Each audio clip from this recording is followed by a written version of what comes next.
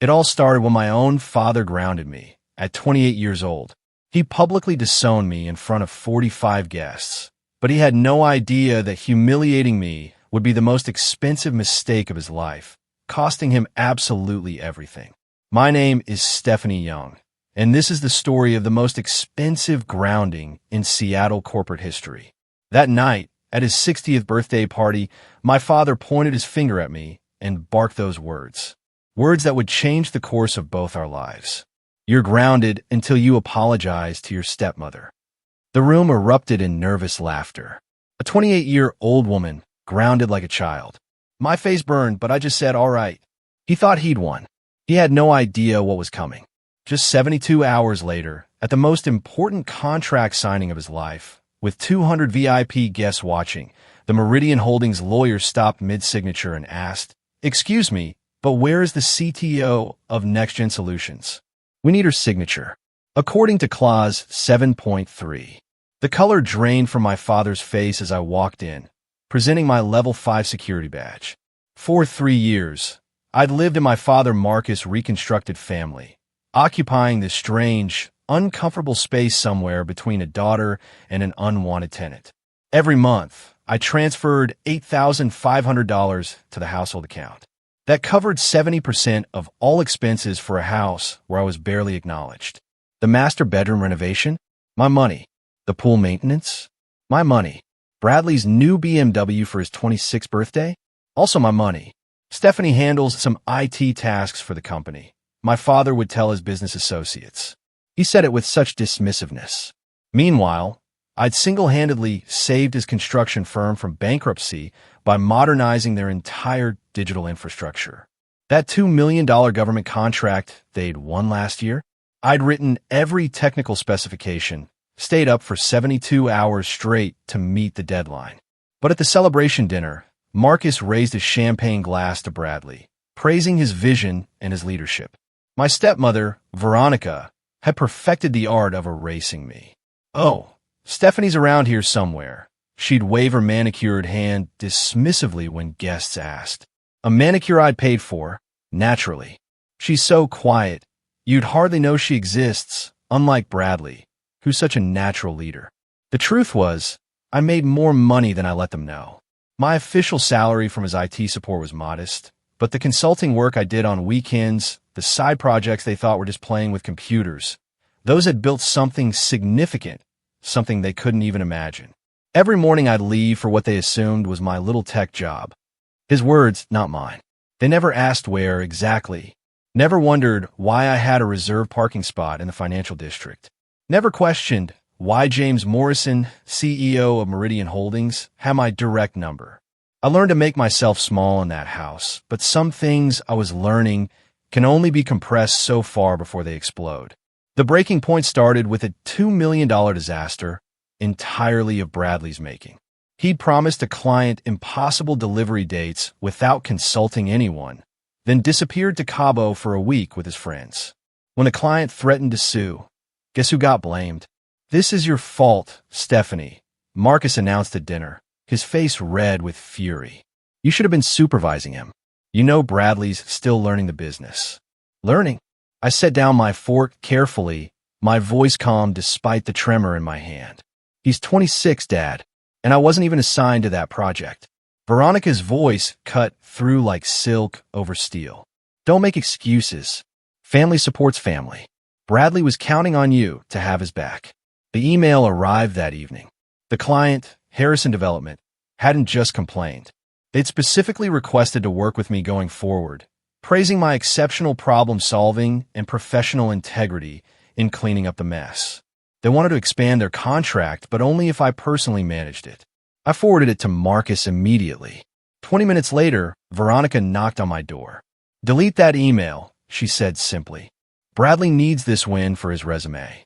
But it's addressed to me. They want me. Doesn't matter. What this family needs matters." She examined her nails, the ones from the $300 spa treatment I'd paid for last week. "Your father agrees." The email never happened. I watched her leave, my laptop still open to Harrison Development's glowing recommendation. With a few clicks, I forwarded it to my personal account, then to my lawyer, Sarah Coleman, with a simple note, document number 1. That email would never reach my father's inbox, but it would resurface eventually in a room full of witnesses when the stakes were infinitely higher. My weekends had become sacred territory, though my family never questioned why. Stephanie's doing her computer things, Veronica would explain to anyone who asked, making typing motions with her fingers like I was playing a video game. If they'd bothered to track my location, they'd have found me 20 floors up in the Rainier Tower in an office with my name on the door. My real office, not the converted storage room Marcus had generously given me at his company. The floor-to-ceiling windows overlooked Elliott Bay, and on clear days, I could see all the way to the Olympics. James wants to confirm Monday's meeting. My assistant messaged me that Saturday. James Morrison, who my family thought was just someone from my old job who occasionally called. They had no idea he'd been my mentor at Stanford or that we'd spent the last 3 years building something revolutionary together. The call came during Sunday dinner. "Sorry," I said, glancing at the caller ID. "It's my old boss." Marcus rolled his eyes. "Tell them you're with family." I stepped onto the patio, lowering my voice. "James, the Meridian board approved everything. $50 million for the construction project, but only with our exclusive tech integration. You know what that means. The exclusive agreement stands? Ironclad. No next gen, no deal. You still okay with the timing?" I watched through the window as Bradley helped himself to thirds while Veronica praised his appetite for success. Marcus nodded along, oblivious. "Monday's perfect," I said. "I just signed something interesting, actually. A new exclusive contract that goes into effect next week." "Good, because this deal will change everything." As I ended the call, I noticed Marcus watching me through the glass, suspicion flickering in his eyes. But then Bradley said something, and his attention shifted back to his chosen heir. Tuesday morning brought the ambush I'd been dreading. Veronica placed a stack of legal documents next to my coffee, her smile sharp as winter ice. "Bradley's starting his investment portfolio," she announced. "We need you to sign these transfer papers." I scanned the first page. Share transfer agreement. My stomach dropped. These are my next-gen solutions shares from a company I've been working with. I kept my voice level, though my hand trembled slightly. They're worth about $2 million now. Veronica's laugh tinkled like breaking glass. "Perfect. Bradley needs credible investments to show potential employers. Family helps family. These shares could be worth $50 million after the IPO," I said quietly. "Could be," Marcus emphasized, setting down his paper. "Nothing's guaranteed, Stephanie. But Bradley's future is happening now. He needs this for his applications to investment firms." I looked at the signature line. Once signed, everything I'd built would legally belong to my stepbrother, who couldn't even spell equity correctly in his last email. "I need to think about this." "Think." Veronica's voice sharpened. "What's there to think about? Unless you don't trust your own family." Marcus's expression darkened. "Your mother's right. We've housed you, fed you, given you everything. I pay 70% of. And now you can't do this one thing for your brother?" He stood, his chair scraping against the floor.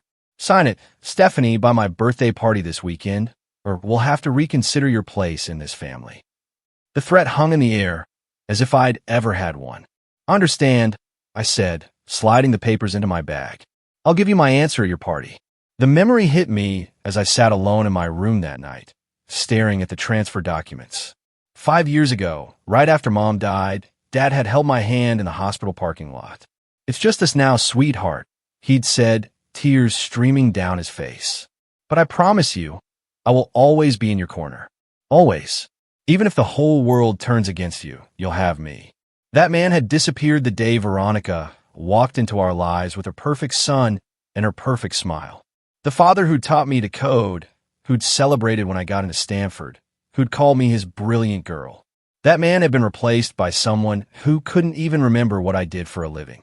"You're being dramatic again," had become his favorite response to any concern I raised. When Veronica moved my mother's photos to the basement, when Bradley was given the office I'd renovated, when my achievements were credited to others. "You're being dramatic." I tried one last time that Wednesday night, knocking on his study door. "Dad, can we talk?" Just us. He didn't look up from his computer. If this is about the papers, there's nothing to discuss. Veronica's right. Family shares everything. But Dad, this is my work, my company. I built. You're being dramatic, Stephanie. There it was. Right on cue. Bradley needs this opportunity. You'll have others. You're resourceful. Resourceful? Like I was some kind of cockroach that would survive no matter what they took from me. Do you even know what I do, Dad? Where I work. He finally looked up, irritation clear in his eyes. IT support computers. What else is there to know? I stood there for a moment, memorizing his dismissive expression. Nothing, Dad. There's nothing else you need to know. If you're watching this and have ever felt invisible in your own family, drop a comment below. Sometimes the people who should see us most clearly are the ones who refuse to look. Don't forget to subscribe if this story resonates with you, because what happens next will blow your mind. What my family didn't know was that NextGen Solutions was 6 months away from a $500 million IPO. As Chief Technology Officer and co-founder, my 15% stake will be worth $75 million. But more importantly, I'd built something that mattered. The board had been clear in our last meeting. Personal conflicts cannot affect the IPO. They'd seen too many startups destroyed by family drama. James had even pulled me aside afterward. Stephanie, I know your family situation is complex, but we need you focused. NextGen is bigger than any personal issue. He'd sent a follow-up email, which I'd saved, emphasizing that maintaining professional distance from conflicting interests is essential for our fiduciary duty to investors. Translation: if my family drama leaked into NextGen's business, I'd risk everything. Not just my money, but the livelihoods of our 200 employees. The cruel irony? My father was about to stake his entire company on a deal with Meridian Holdings, never knowing that Meridian's contract specifically required NextGen's involvement. Clause 7.3, buried on page 47 of the agreement. Technical infrastructure must be provided exclusively by NextGen Solutions, with implementation overseen by their CTO. I'd helped write that clause myself 2 years ago when James first brought me in as technical advisor for Meridian. Now, it would determine the fate of my father's biggest deal. The question wasn't whether I'd sign Bradley's papers anymore. The question was, how much would my father lose when he discovered who I really was? Have you ever been in a situation where your family doesn't trust or value you? Comment your story below. I read every single one. If this video is helping you feel validated, please hit that like button and subscribe for more. We're just getting to the good part, and trust me, you won't want to miss what happens at Dad's birthday party. Thursday's dinner became an interrogation disguised as family time. Veronica had strategically invited her sister and brother-in-law, creating an audience for her performance. Stephanie's being stubborn about helping Bradley, she announced, passing the salad with practiced innocence. We're just asking for one signature. Sign it, Bradley demanded, his mouth full of steak. Just sign. Marcus's fork hit his plate. I need more time for what? Veronica's voice dripped honey-coated poison. To consult lawyers? To scheme against your own family? That's not what Sign the papers, Stephanie. Marcus's voice had dropped to that dangerous, quiet tone I remembered from childhood. Sign them, or I'll assume you're not really part of this family. Her sister gasped dramatically. Surely she wouldn't betray family. What kind of person hoards success while their sibling struggles? The irony burned. Bradley had never struggled a day in his life, while I'd worked 18-hour days to build NextGen. If you don't sign before my birthday party, Marcus continued, I'll have no choice but to take action. You have 48 hours. What kind of action? I asked, though I already knew.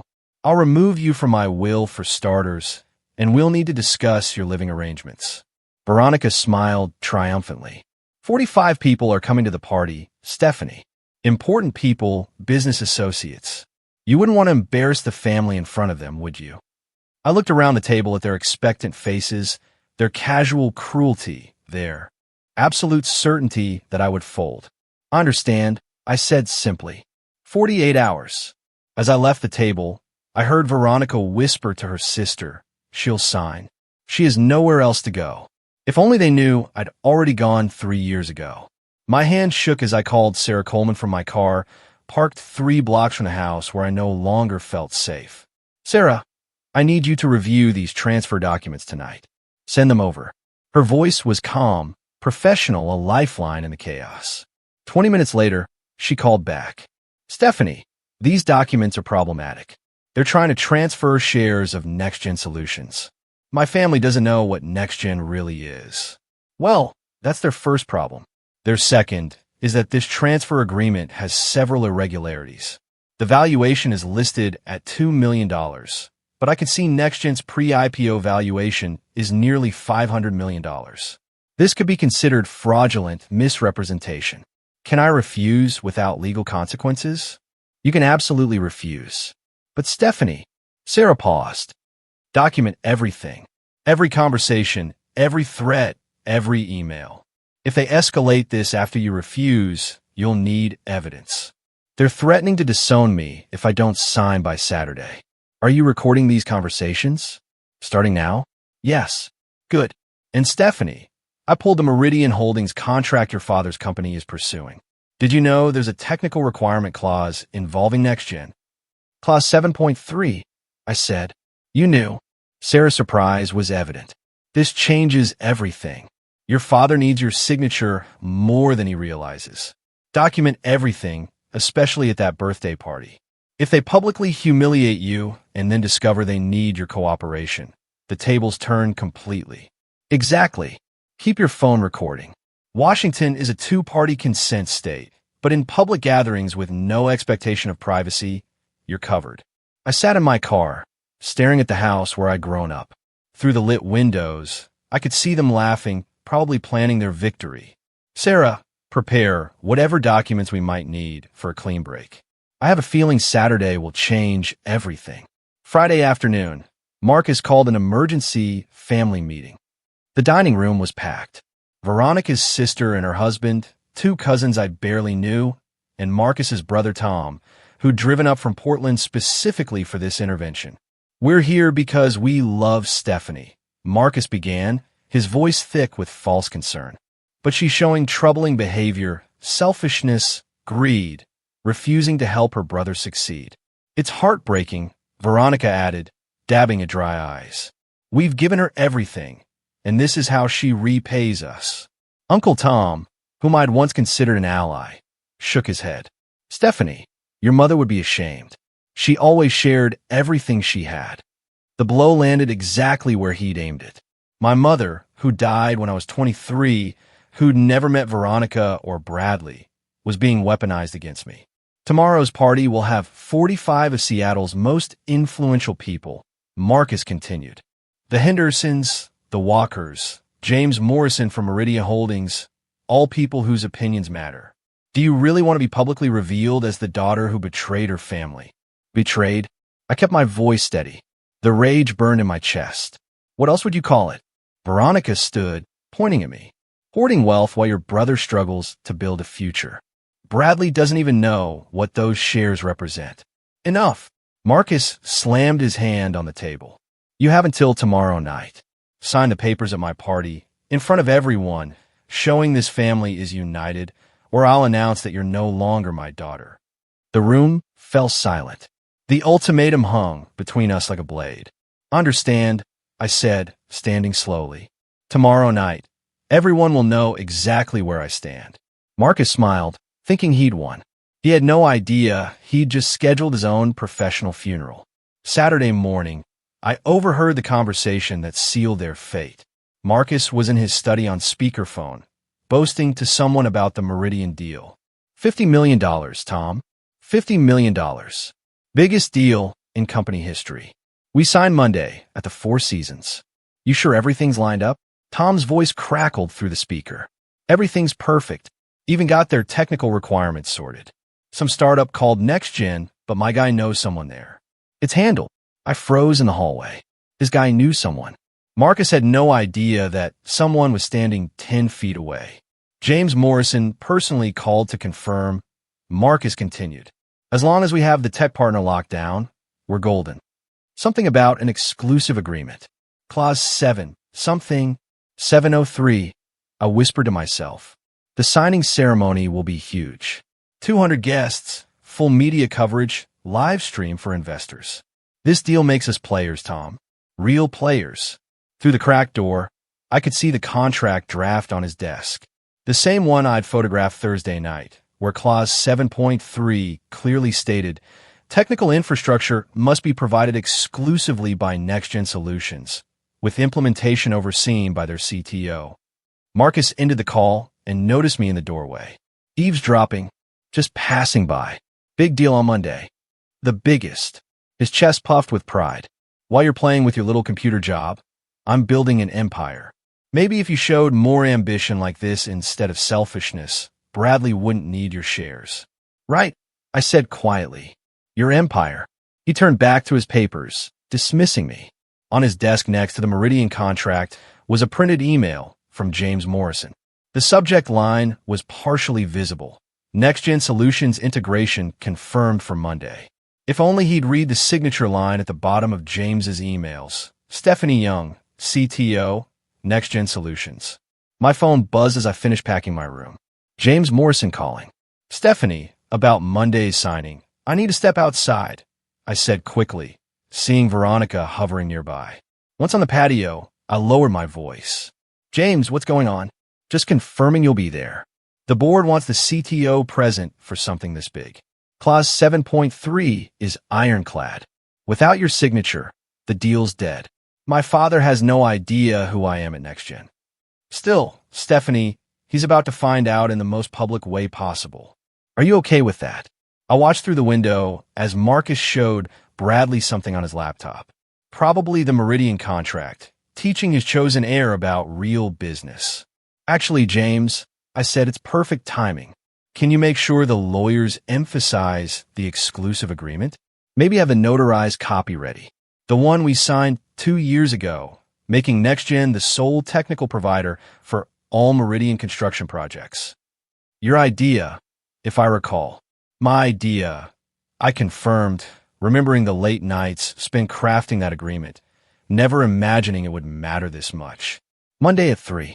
Four Seasons, Emerald Ballroom. The signing's at 3:30, but arrive early.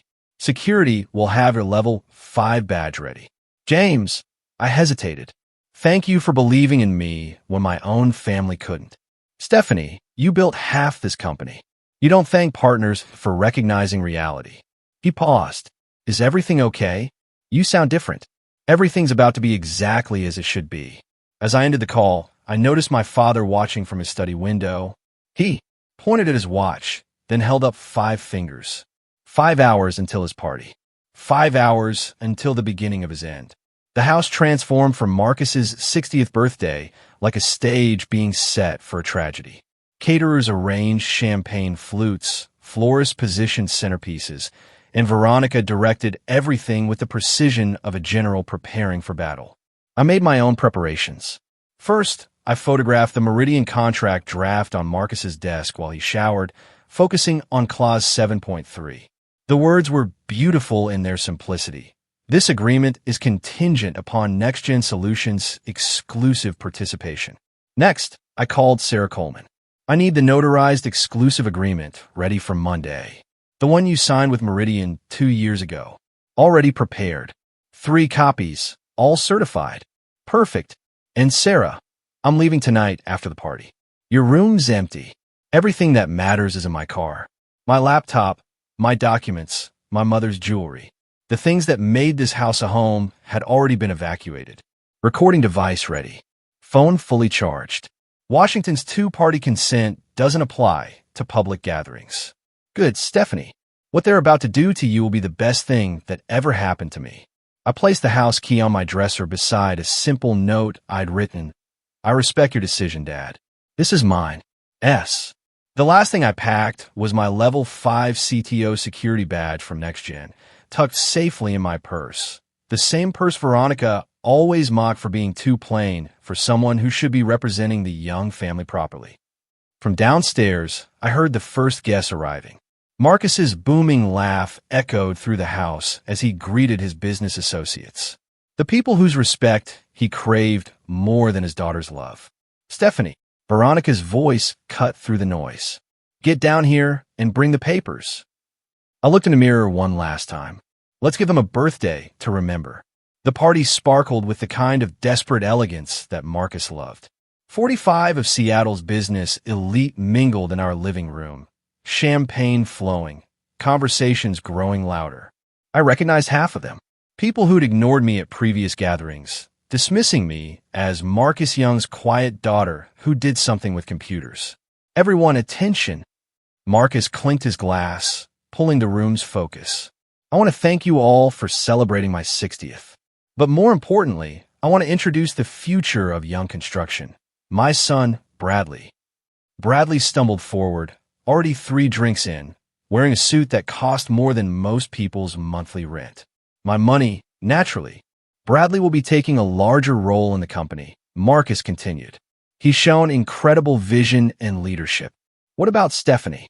Mrs. Henderson asked, one of the few who'd ever acknowledged my existence.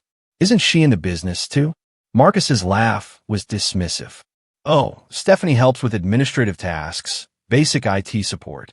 She's reliable in her small way. Veronica stepped forward, draped in diamonds I'd inadvertently funded. Speaking of family business, we have an announcement to make tonight about family unity and support.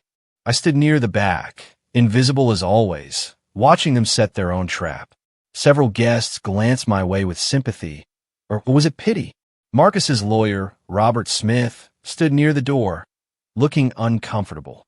Where's that next-gen representative you mentioned? Someone asked Marcus for the Meridian deal. Oh, that's all handled through intermediaries. Marcus waved dismissively. Some startup tech company. They're lucky to be involved with a project this significant. If only he knew that some startup was valued at $500 million, and its CTO was standing 15 feet away, holding a glass of champagne she wouldn't drink. Before we continue celebrating, Veronica announced, her voice cutting through the chatter, we have a small family matter to address. Stephanie, sweetheart, would you come up here? Every eye turned to me. I walked forward slowly, my phone recording in my pocket. As you all know, Veronica continued, family is everything to the Youngs. Supporting each other, sharing success, lifting each other up. That's why we're so proud that Stephanie has agreed to help launch Bradley's investment career. I haven't agreed to anything, I said clearly. The room went quiet. Veronica's smile flickered but held. Don't be shy, dear. Tell everyone how you're transferring your shares to help your brother. I'm not transferring anything. Marcus's face flushed red. Stephanie, we discussed this. You demanded it. There's a difference. This is embarrassing, someone whispered. You're right, I said, turning to face the crowd. This is embarrassing. Being pressured to give away $2 million in shares that could be worth $50 million after the IPO, to someone who's never worked a day in his life. Yes, that's very embarrassing. How dare you? Veronica stepped forward. After everything we've done for you. You mean after I paid 70% of household expenses? After I saved Marcus's company from bankruptcy? After I wrote the proposals that won him his contracts while Bradley got the credit? You ungrateful, Bradley started. Bradley, I cut him off. Can you even spell equity correctly? Because you misspelled it 3 times in your last email. The room was dead silent now. Marcus's business associates watched with the fascination of people witnessing a car crash. You're being dramatic, Marcus said, his go-to dismissal. No, I replied. I'm being factual, and I'm done being erased in my own family. Marcus stood up, his chair scraping against the floor. The sound echoed in the silent room like a judge's gavel. Stephanie Young. His voice boomed across the room. You are grounded until you apologize to your stepmother. For a moment, nobody moved. Then someone giggled. Then another. Soon, uncomfortable laughter rippled through the room. Did he just? Mrs. Henderson whispered to her husband. Ground a 28-year-old? Mr. Walker finished, incredulous. She's acting like a child. She'll be treated like one. Marcus declared, doubling down. You're confined to this house until you show proper respect to this family. Marcus's brother Tom tried to intervene. Maybe we should know. Marcus's face was purple now. I'm done coddling her. Stephanie, you have 2 choices. Sign those papers and apologize to Veronica right now in front of everyone, or you're no longer my daughter. The room held its breath. 45 of Seattle's elite watched as Marcus Young publicly disowned his only biological child over money she'd earned herself. I looked around the room slowly, memorizing their faces. The shock, the judgment, the barely concealed excitement at witnessing such spectacular drama. These are the people Marcus wanted to impress more than he wanted to know his own daughter. "All right," I said simply. Finally coming to your senses, Veronica smirked. "No, I'm accepting his terms. I'm grounded." I set down my champagne glass. "And since I'm grounded, I should go to my room. Don't you dare walk away from me," Marcus shouted. But I was already walking, my footsteps steady on the marble floor his construction company had installed with my money. Behind me, the party exploded into whispers. The last thing I heard was Marcus saying she'll be back down in an hour, begging to sign. If you're angry about how Marcus and Veronica just treated Stephanie, type justice in the comments right now. Trust me, karma is about to arrive in ways nobody saw coming. Share this video with anyone who's ever been manipulated by toxic family members. The next part is where everything changes. And I mean everything. I didn't go to my room. I walked straight through the house, past the kitchen where caterers pretended not to stare, out the back door, and around to where my car was parked. My suitcases were already in the trunk. My laptop bag sat in the passenger seat. Everything I valued from 28 years in that house fit in a Honda Civic. Back inside, I could hear the party resuming. Marcus's voice booming about teaching responsibility and this generation's entitlement. Veronica was probably glowing, finally rid of the stepdaughter who'd never quite fit her vision of the perfect family. I slipped back in through the side entrance just long enough to place my house key on the kitchen counter, right next to the note I'd prepared. "I respect your decision, Dad. This is mine. S." Bradley appeared in the doorway, drunk and swaying. "Dad says you have until morning to apologize. Tell him I heard him. You're really going to throw away your family over money?" I looked at my stepbrother, 26 years old, never held a job, living off my financial support while calling me selfish. "Bradley, do you even know what NextGen Solutions does? Some tech stuff? Who cares, right? Who cares?" I picked up my purse, feeling the weight of my CTO badge inside. "Enjoy the party. Where are you going?" "You're grounded." "To my room." I lied, walking past him. "Finally learning your place," he called after me, echoing our father. I stopped at the stairs, looking back one last time. "Actually, Bradley, I've always known my place. It was just never here." By the time they'd check my room in the morning, I'd be in my downtown apartment, preparing for the most important meeting of Marcus Young's life, one he didn't know would destroy him. Sunday morning, my phone exploded with missed calls, 43 from Marcus, 15 from Veronica, even 5 for Bradley. I didn't answer any of them. The first voicemail was Marcus, fury barely contained. "Your room is empty. Your key is on the counter. This is not what we discussed, Stephanie. Call me immediately." The fifth was Veronica, fake concern dripping. "Sweetie, we're worried. This isn't like you. Just come home and we can work this out." The 10th was Marcus again, now panicked. "Stephanie, Sarah Coleman just called. She says she represents you. What's going on? Call me back." But it was the 20th message that made me smile. Marcus, his voice different, smaller somehow.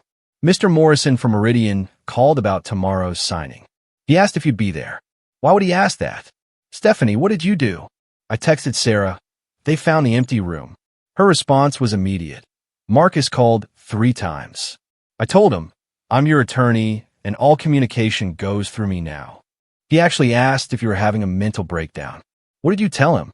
"That you're the sanest person I know, and that he should be very careful about implying otherwise given what's about to happen."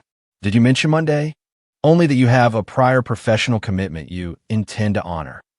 I spent Sunday in my real home, the downtown apartment they never knew existed. 2 bedrooms, floor-to-ceiling windows, the kind of place Marcus would have bragged about if he'd known his daughter owned it outright. Bought with my first NextGen bonus 2 years ago. James called that evening. "Everything's set for tomorrow." More than set. My father will be there, front and center. He requested to sign first for the cameras. Perfect. The more public, the better. "Stephanie, are you sure about this?" James, I've never been more sure of anything in my life. Monday, November 15th, 3 p.m. Four Seasons Hotel, Emerald Ballroom. The space was spectacular. Crystal chandeliers, floor-to-ceiling windows overlooking the sound. 200 chairs arranged theater-style, facing a raised platform where the signing would take place. Cameras were active for remote investors. I watched from the service entrance as Seattle's business elite filed in. Tech moguls, real estate developers, city council members, everyone who mattered in Marcus's world. This was his moment, his validation, his proof that young construction had finally made it to the big leagues. Marcus arrived at 2:30, Veronica on his arm, Bradley trailing behind in a poorly fitted suit. He worked the room like a politician, shaking hands, slapping backs, his laugh echoing off the marble walls. $50 million. I heard him tell the Hendersons. Largest construction deal in Seattle this year. James Morrison and his team entered at 2:45. A phalanx of lawyers in perfect formation. The Meridian Holdings CEO commanded attention without trying, his presence shifting the room's energy. Marcus, James extended his hand. Ready to make history. Born ready, Marcus replied, chest puffed out like a peacock. Everything's in order. All requirements met. Everything's perfect. Marcus didn't notice James's slight frown. And your technical partner? They're confirmed. All handled. Marcus said dismissively. Some startup, but my people know their people. James's lawyer leaned in, whispering something.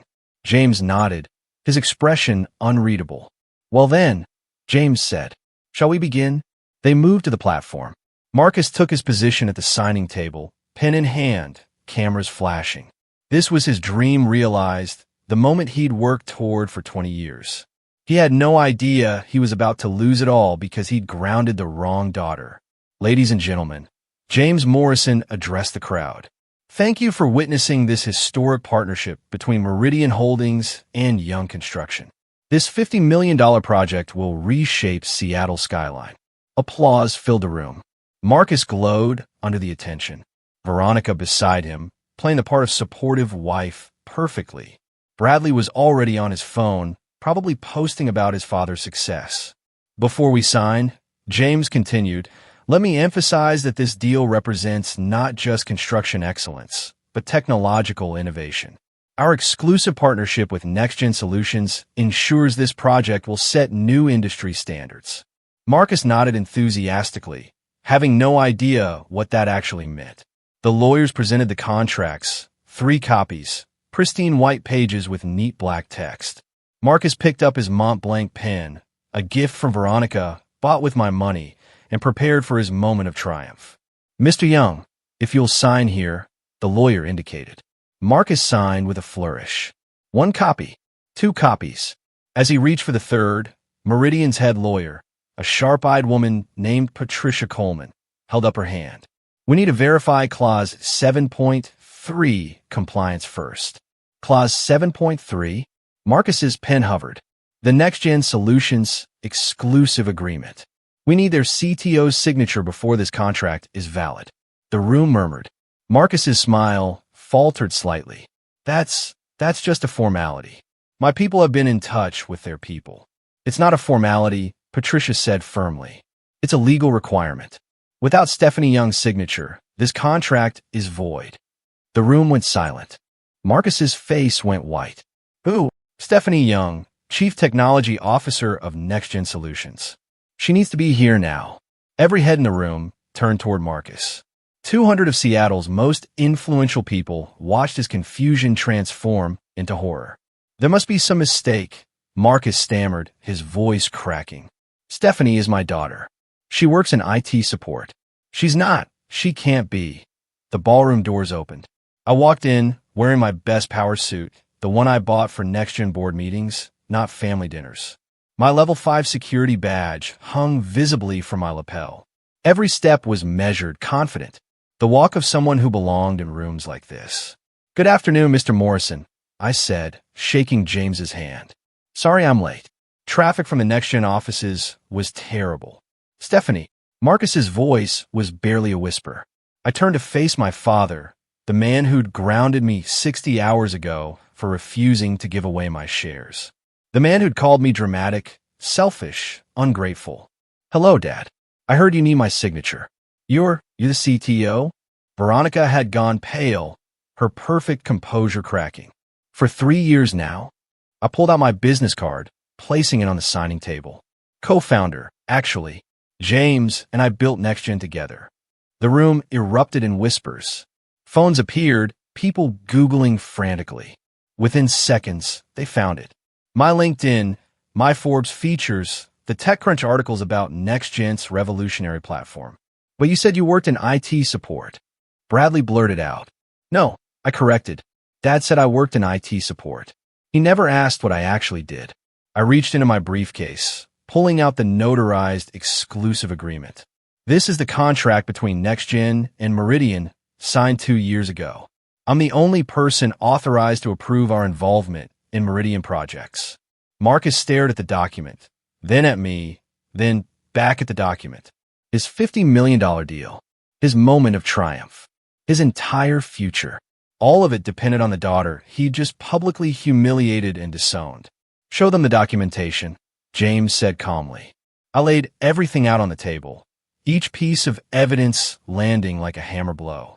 My CTO security badge, level 5, the highest clearance at NextGen.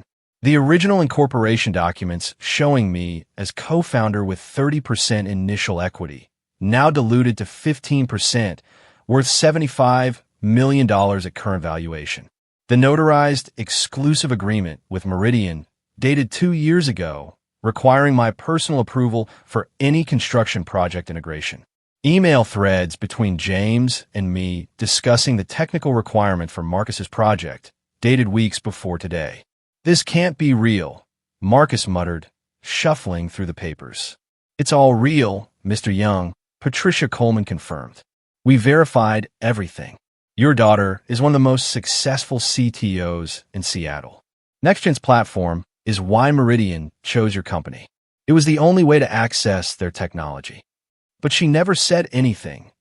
Veronica's voice pitched high with panic. I tried to tell you Saturday night, I said evenly. You were too busy demanding I give my shares to Bradley to listen. Someone in the crowd gasped. The Henderson family, who'd witnessed Saturday's debacle, were whispering furiously. The story was spreading through the room like wildfire. Marcus Young had grounded his adult daughter for refusing to give away shares in a company worth $500 million. Please, Marcus said quietly, his pride crumbling before 200 witnesses. Stephanie, please sign the contract. Why would I do that? I asked. According to you, I'm grounded until I apologize for keeping what I earned. According to you, I'm not even your daughter anymore. The cameras were still rolling. The live stream was still active. Thousands of investors were watching Marcus Young beg the daughter he discarded. Stephanie, sweetheart.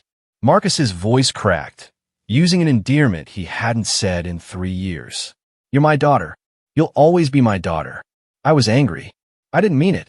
You meant enough to say it in front of 45 people, I replied calmly. This is ridiculous. Veronica stepped forward, desperation making her reckless. Just sign it, Stephanie. Stop being so vindictive. Vindictive? I turned to her. Like when you made me delete the Harrison development email, praising my work so Bradley could take credit.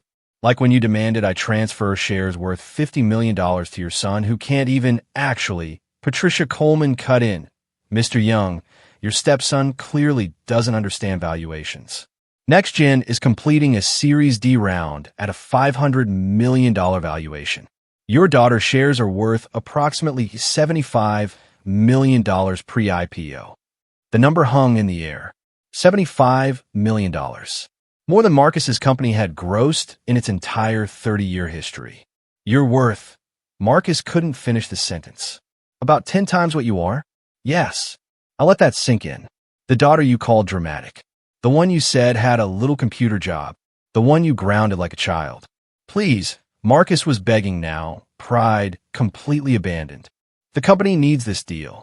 We've leveraged everything. Without Meridian, we'll go under. I know. I said simply. I've seen your financials. You bet everything on this deal. then you know what you're doing to me. I know exactly what I'm doing. I picked up the pen, holding it thoughtfully. I'm showing you the same consideration you showed me Saturday night. The same respect. The same family loyalty. I set the pen down and signed. The silence in the ballroom was deafening. 200 people held their breath as I stood before the contract that would save or destroy my father's company. I won't sign this, I announced clearly. Marcus's knees actually buckled. Veronica caught his arm, her own face ashen. But I'll tell you why, I continued. It's not about money. It's not about revenge. It's about respect. I turned to address the room. These people who'd watched my humiliation and were now witnessing my vindication. On Saturday, my father told me that family shares everything. But sharing requires respect, trust, recognition that each person has value. For 3 years, I've been erased in my own home while building a company worth $500 million. We didn't know, Marcus pleaded, because you never asked. You never wondered why I had weekend meetings. Never questioned why James Morrison had my direct number. Never considered that maybe, just maybe, your daughter was more than IT support. I faced James. Meridian's values include respect, innovation, and integrity. Young Construction has demonstrated none of these. I cannot in good conscience attach NextGen's reputation to a company that treats family as disposable when they won't comply with demands. You're destroying me, Marcus whispered. No, Dad. You destroyed us the moment you chose your new family over your daughter. I'm just declining a business opportunity. I gathered my documents, placing them neatly in my briefcase. Mr. Morrison, NextGen remains committed to Meridian's other projects. We'll find you a construction partner who aligns with our values. Completely understood, James replied, his respect evident. I walked toward the exit, my heels clicking on marble. At the door, I turned back one final time. Business is built on trust, Dad. You broke mine. That a debt your $50 million can't repay. The aftermath was immediate and brutal. The deal is terminated, James Morrison announced to the stunned room. Meridian Holdings will not proceed without NextGen's participation. Wait, Marcus lunged forward, papers scattering. There has to be another way. We can negotiate. There's nothing to negotiate, Patricia Coleman stated. Clause 7.3 is non-waivable. Without Miss Young's signature, this contract is void. The live stream chat exploded. Investors who'd been watching remotely were already pulling out. Within minutes, Young Construction's stock price began its death spiral. You can't do this, Veronica shrieked to James. One signature shouldn't matter this much. Your stepdaughter's signature is worth $50 million to you, James replied coldly. Perhaps you should have valued her accordingly. Bradley, finally understanding the magnitude of the disaster, turned on his mother. You said she was nobody. You said she'd always cave. Shut up, Bradley. Veronica snapped, her perfect facade crumbling. The room was emptying rapidly, Seattle's elite fleeing the sinking ship, but not before the whisper started. Grounded his own daughter? $75 million in shares? Made her pay for everything while treating her like a servant? My God, the Harrison development contract. She saved that deal, and they gave credit to the son? Marcus stood frozen at the signing table, staring at the unsigned contracts. His phone was buzzing incessantly. Board members, investors, creditors, all seeing the live stream disaster. Mr. Young, a reporter appeared, microphone extended. Seattle Business Journal. Can you comment on why you didn't know your daughter was CTO of NextGen? Is it true you try to force her to give her shares to your stepson? That's not. Did you really ground a 28-year-old woman? The questions came like bullets, each one finding its mark. Marcus Young, who'd wanted nothing more than respect from Seattle's business community, had become its newest cautionary tale. By Tuesday morning, the professional execution was complete. The Seattle Business Journal ran the headline. Young Construction loses $50 million deal after CEO fails to recognize daughter's tech empire. Young Construction's stock price had dropped 40% overnight. Trading was halted twice due to volatility. The board called an emergency meeting for noon. I watched the news from my office at NextGen, feeling nothing but calm. Sarah Coleman called with updates every hour. The board voted.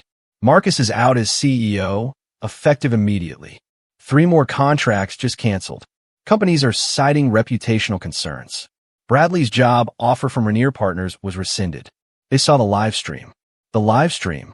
That beautiful, damning piece of evidence showing Marcus Young begging his discarded daughter for salvation. It had been viewed over 2 million times in 24 hours. Grounded CEO was trending on Twitter. Forbes called requesting an interview. TechCrunch wanted a statement. The Wall Street Journal was preparing a piece on family dynamics and tech leadership. I declined them all, through Sarah. My silence said more than any quote could. James Morrison released a statement. Meridian Holdings values partnerships built on mutual respect and recognition. We look forward to working with construction firms that share these values. Translation: anyone who treated their people like Marcus treated me would never see Meridian money. By Thursday, the numbers were in. Young construction market cap, down $200 million. Canceled contracts, 6 major projects. Board confidence vote, 12-2 against Marcus. Time from signing ceremony to termination, 48 hours. Marcus Young, who'd spent 30 years building his company, had destroyed it in a single weekend by grounding the wrong person. How does it feel? Sarah asked during our afternoon call. Like justice, I replied, served with a full audit trail. The personal fallout was even more spectacular than the professional collapse. Veronica filed for divorce on Friday, less than a week after the signing ceremony disaster. Her lawyer's statement to the press was carefully crafted. Mrs. Young was deliberately misled about the family's financial situation and excluded from major decisions affecting household assets. Translation: she was abandoning the sinking ship and grabbing whatever wasn't nailed down. She's claiming I hid assets from her. Marcus told his brother Tom, who told his wife, who told everyone at her book club. She wants half of everything, plus alimony. The irony was delicious. Veronica, who'd orchestrated the campaign to steal my shares, was now claiming she'd been cheated out of her fair share. Bradley's hit hard. The entry-level job he finally found, data entry at a small logistics company, paid $35,000 a year. His Instagram, once full of luxury car selfies and VIP section photos, went dark. He asked if NextGen was hiring. Sarah informed me, barely suppressing laughter. I told him to submit his resume through the portal like everyone else. He never did. Probably couldn't figure out how to format it properly. The family who'd witnessed my humiliation scattered like roaches when lights turned on. Uncle Tom stopped returning Marcus's calls. Veronica's sister unfriended everyone on Facebook. The cousins who'd lecture me about family loyalty pretended we'd never met. But the cruelest blow came from the social circuit. The country club suspended Marcus's membership pending financial review. The charity board's Veronica had clawed her way onto quietly requested her resignation. The holiday party invitations that once flooded their mailbox dried up entirely. Marcus Young had wanted respect from Seattle's elite. Instead, he'd become their favorite cautionary tale about hubris, greed, and the danger of underestimating your own daughter. The desperation began 2 weeks after the signing ceremony collapsed. First came the emails, 47 of them, each more frantic than the last. Stephanie, we need to talk. Please, this is destroying everything I built. Your mother would want us to reconcile. I'm sorry. I'm so sorry. Then the phone calls. My assistant kept a log. 83 attempts in 5 days. I didn't answer a single one. He tried showing up at NextGen's offices. Our security had his photo at every entrance with instructions. Do not admit. Do not engage. Call police if he refuses to leave. He stood outside for 3 hours yesterday, my head of security reported, just staring at the building. The flowers arrived daily. Expensive arrangements with increasingly desperate notes. To my brilliant daughter, I see you now. Please forgive a foolish old man. I was wrong about everything. I had them donated to the children's hospital. At least someone could enjoy them. Marcus even tried intermediaries. Uncle Tom called, sheepish and fumbling. He's really broken. Stephanie, maybe you could just hear him out. Did you call him when he grounded me in front of 45 people? Well, no, but then we have nothing to discuss. The Hendersons, who'd witnessed both my humiliation and vindication, reached out more thoughtfully.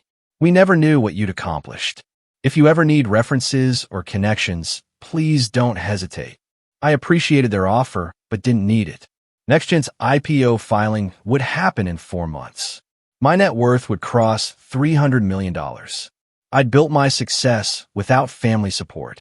I certainly didn't need it now. But Marcus kept trying, each attempt more pathetic than the last. Apparently unable to understand that some bridges, once burned, couldn't be rebuilt with apologies and flower arrangements. 3 months after the signing ceremony, my success became undeniable. Forbes 30 Under 30 featured me on the cover. The headline, "The CTO who built a $2 billion company while her family thought she did IT support." The profile was thorough, documenting my journey from Stanford to NextGen. The late nights coding while my family slept. The board meetings I attended while they thought I was playing with computers. But the line that went viral was James Morrison's quote, "Stephanie Young built 60% of our platform architecture single-handedly." She's not just a CTO. She's a visionary who saw possibilities everyone else missed. The fact that her own father missed it too? That's his loss, not ours. TechCrunch followed up with a piece titled, "The $50 million Grounding: How Family Toxicity Nearly Derailed Seattle's Next Unicorn." The tech community rallied around me in ways my blood family never had. Female CTOs reached out with support.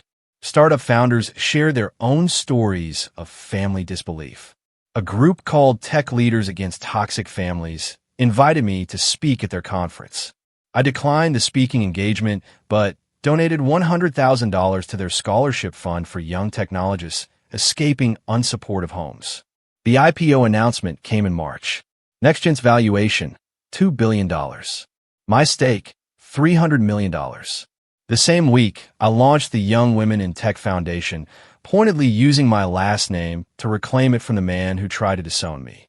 Our mission, supporting young female technologists whose families didn't believe in their potential.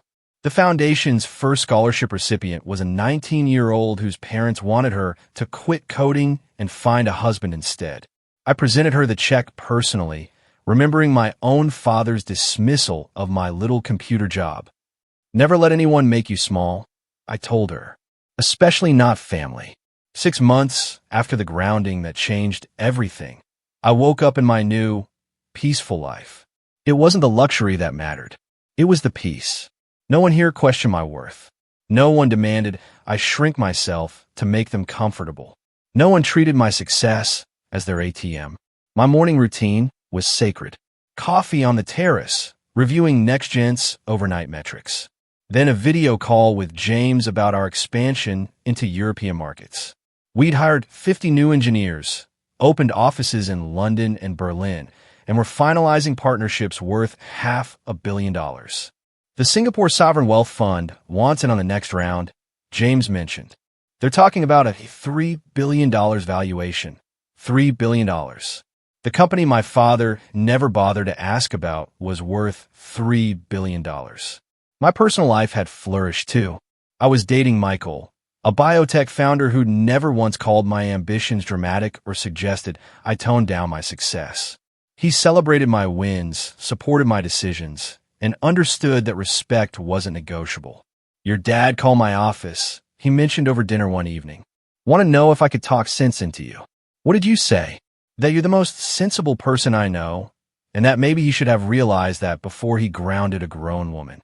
The foundation had awarded 12 scholarships. NextGen had promoted 3 female engineers to senior positions.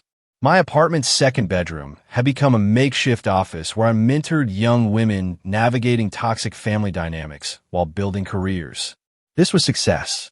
Not just the money or recognition, but the freedom to exist without justification, to succeed without permission, to thrive without apology. Every morning, I woke up knowing I'd chosen myself, and that choice had made all the difference.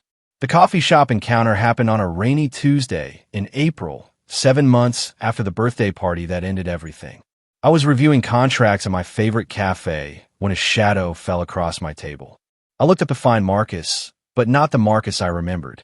This man was 20 pounds thinner, his hair completely gray, his expensive suit replaced by a simple sweater and jeans. "Hello, Stephanie." I studied him for a moment, then gestured to the chair across from me. "You have 10 minutes. I have a board meeting at 3. He sat carefully, like he was afraid the chair might reject him too. "You look well." "I am well." The Forbes article. I read it. All of it. 3 times. And I'm an idiot. His voice cracked. I had a brilliant, successful daughter right in front of me, and I was too blinded by Veronica's manipulation and my own ego to see it. "Veronica didn't make you dismiss me, Dad. She didn't force you to call my career little computer things. That was all you." He nodded, accepting the blow. "You're right. I wanted so badly to build the perfect new family that I destroyed the real one I had." "How's the perfect family working out?" "Veronica took half of what was left. Bradley won't return my calls. Apparently, I'm no use to him anymore. The house is in foreclosure." He laughed bitterly. "The house you paid 70% of, and I'm losing it." I said nothing. His losses weren't my responsibility. "I'm not here for money," he added quickly. "I know that bridge is burned. I wanted you to know that I finally see you. Too late, but I see you. Your 10 minutes are up." So I saw and saw. Marcus started to stand, then stopped. Could we maybe try again? Not as financial partners. Not as anything except father and daughter." I closed my laptop, giving him my full attention for the first time in months. "Under certain conditions," I said carefully, his eyes lit with desperate hope. "Anything. First, therapy, individual and family counseling. You need to understand why you were so quick to erase me for your new family. I've actually started Dr. Martinez twice a week. That surprised me. Second, no business together ever. You don't get to profit from my success after dismissing it for years." Understood. Third, you acknowledge what happened publicly. No rewriting history. No minimizing. No misunderstandings. You grounded your 28-year-old daughter for not giving away $75 million in assets. You own that. He flinched but nodded. Fourth, respect is non-negotiable. One comment about me being dramatic. One suggestion that I'm overreacting. One attempt to guilt me about family loyalty. And we're done. Permanently. I accept all of it. Fifth, this isn't a reunion. It's a possibility. We start with coffee once a month. Public places only. You earn trust back slowly, if at all. Coffee once a month. I can do that. I stood, gathering my things. Next month. First Tuesday. Same place, same time. Don't be late. "Stephanie," he called as I reached the door. "What you built, Next Gen? It's extraordinary. You're extraordinary." "I know," I replied simply. "I always was. You just finally noticed." As I walked to my car, I felt lighter. Not because I'd forgiven him. Forgiveness would take years if it came at all. But because I'd set boundaries, clear as code. Respect me or lose me. This time, he knew I meant it. Looking back now, I realized that being grounded at 28 was the greatest gift my father ever gave me, though not in the way he intended. That humiliation in front of 45 witnesses wasn't just a breaking point. It was a liberation. For 3 years, I made myself smaller to fit into their narrative. I'd hidden my success, downplayed my achievements, and paid for the privilege of being ignored. The grounding freed me from the exhausting performance of being less than I was. Sometimes, losing family means gaining yourself. The price of their acceptance had been my invisibility. The cost of their love was my self-worth. When Marcus grounded me, he thought he was putting me in my place. Instead, he released me to claim my actual place, at the head of tables he could never afford to sit at. Success, I learned, is the best revenge. Not because it hurts those who hurt you, but because it proves they were wrong about your worth. Every milestone NextGen hit, every award I received, every young woman our foundation supported was evidence that their dismissal of me was their failure, not mine. But the most valuable lesson was about boundaries. Family doesn't grant unlimited access to your life, your money, or your achievements. Blood relation isn't a blank check for disrespect.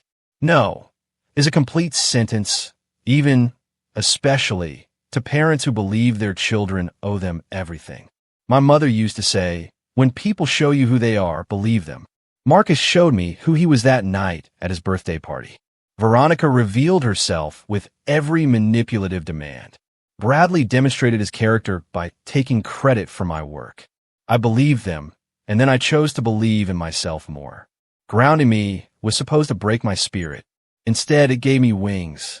If you've made it this far in my story, you probably recognize something familiar in it. Maybe you're the overlooked daughter whose brothers get all the credit. The son whose parents call your dreams impractical. The spouse whose partner diminishes your career as a hobby. Here's what I need you to know. Your value doesn't depend on their validation. Document everything when dealing with toxic people. Save emails. Record conversations where legally allowed. Keep receipts, not for revenge, but for protection when they try to rewrite history. It's okay to choose yourself. You don't owe anyone access to your success, especially those who doubted you to achieve it.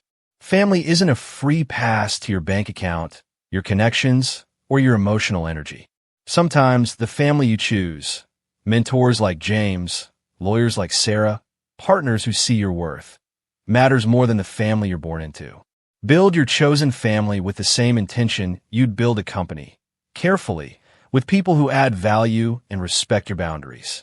And remember, you're not dramatic for having standards. You're not selfish for protecting what you've earned. You're not ungrateful for refusing to be diminished. 3 years ago, I was paying 70% of expenses in a house where I was invisible. Today, I'm running a $3 billion company and helping young women escape similar situations. The difference? I stopped waiting for permission to be myself. My name is Stephanie Young. Yes, I kept the last name. Not for the man who tried to disown me, but to remind myself that I can transform any legacy, even a painful one, into power. You deserve respect. You deserve recognition. You deserve to be seen for who you really are. And if they can't see you, build something so bright they'll need sunglasses to look at you. Family isn't always forever, but self-respect, that's non-negotiable. If this story resonated with you, please share it with anyone struggling with toxic family dynamics. And tell me, what's one boundary you wish you had set sooner with your own family?